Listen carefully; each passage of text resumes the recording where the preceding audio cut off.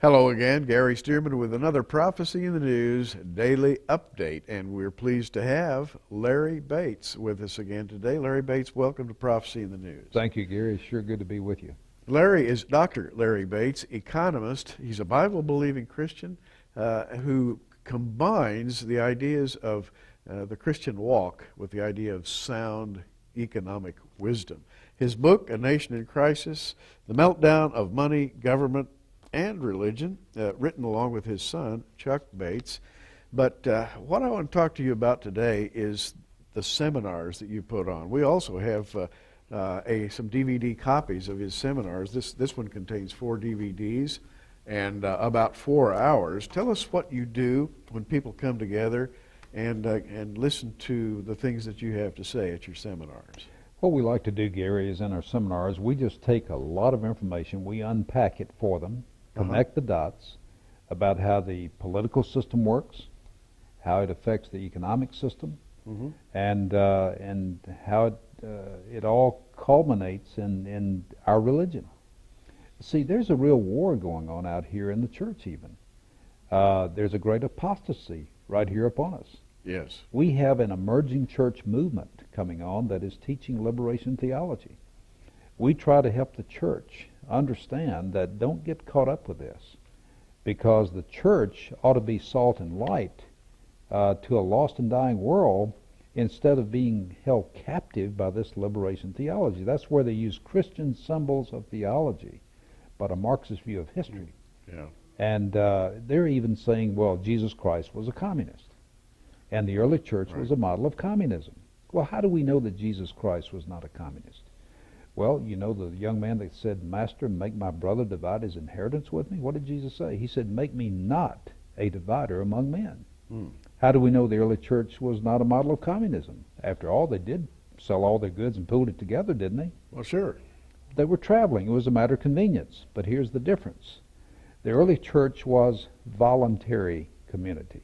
Communism is forced community. The early church, God was on the throne, running the show. Communism, God has been kicked off the throne, and secular, humanist, demonically inspired government is on the throne. So there's the difference. Now, sometimes our current government, some of the top people in the executive branch, for example, some people in Congress, use a flowery term, social justice. There's a lot of talk about social justice lately, which usually winds up talking about the redistribution of wealth and so forth, so that the poor man has as much as the rich man. And I think social justice really winds up being communism, unless I'm mistaken. So, see, if I hold a gun to your head and demand you empty your wallet, I can go to jail under the laws of Oklahoma, Tennessee, Colorado, any other state in this country. But send me to Congress and I pass a bill that empties your wallet, I'll probably get reelected or at least supported by the people I gave your money to. Stealing is stealing, regardless of the name we try to call it by. See, government has no money that it first does not take from somebody else. And the American people, I think, Gary, are waking up to that fact. And social justice, well, wait a minute. I thought we're supposed to be justice is justice. Right. Now, ordinary justice is what the founders and the framers of this Constitution of this country had in mind. Social justice is a fancy terminology, jargon, for how we're going to fleece the sheep out here and give it to the people, beneficiaries of our choice. And it will be an involuntary fleecing, too. That is to say, the sheep won't have much to say about it. That's exactly right. And I mean, it's a fleecing that is going on as we speak right now. Let me give you some figures that will help bring it to perspective. We used to talk about billions of dollars in spending. We now have to talk about blocks of 50 billion. For every 50 billion, now what's a billion? It's 1,000 million. Right. What's a trillion? It's 1,000 billion.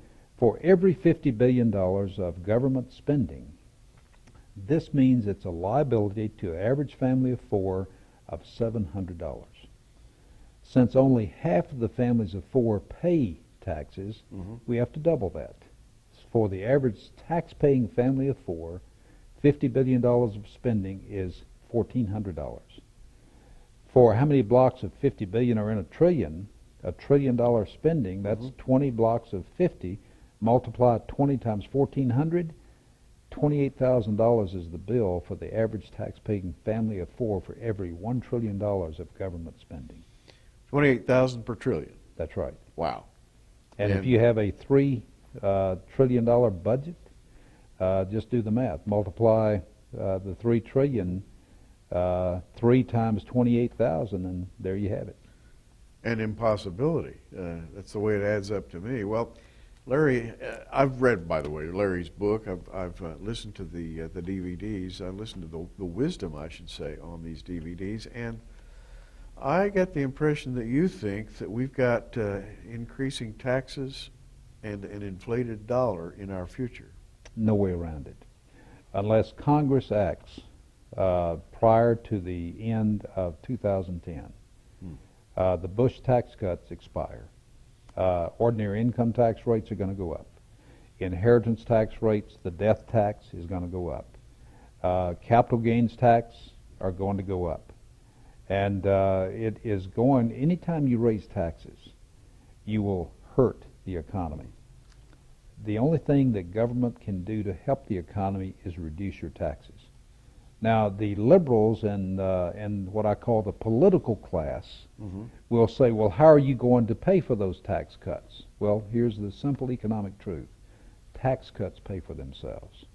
Because when you cut taxes and have economic stimulus via tax cuts, you will stimulate economic activity that will cause not tax rates, but tax revenues to increase.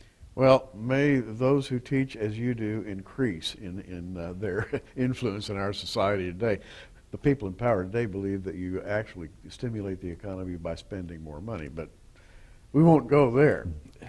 I have Larry's book here and would like to offer it to you for $22.95. The DVD series, 4 DVDs, 4 hours, the equivalent of spending a lot of money and attending one of Larry's highly sought-after seminars.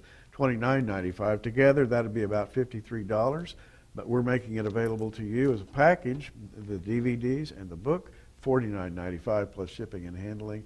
And we're going to include this, Monetary and Economic Review, a highly valued newsletter, single issue price $20, by the way. We'll just include it absolutely free with the book and the DVDs. Call the 800 number right here on the website, and we'll just speed these your way. And you can avail yourself of the wit, the wisdom, and by the way, a very timely advice from economist Larry Bates. Larry, any final words for today? Well, again, God is not a God of fear, but a God of love and of power and of a sound mind. Get the materials, raise your level of understanding, because, see, this is what the church has been called to do, to raise up wisdom in a generation that lacks wisdom. And I might even add a couple of generations that lack wisdom. That's kind of a mission of yours, isn't it? It is. Because, God does not want us to be ignorant. He wants us to understand the times that we're living in. Well, I can heartily recommend your book and, by the way, the seminar. And you can attend it sort of by proxy, just watching the DVDs. You'll pick up a lot of very valuable information. Thanks for watching today. And Larry, thanks for being here at Prophecy in the News. Great to be with you, Gary. Gary Stearman wishing you a great day in the Lord, and as always, advising you to keep looking up.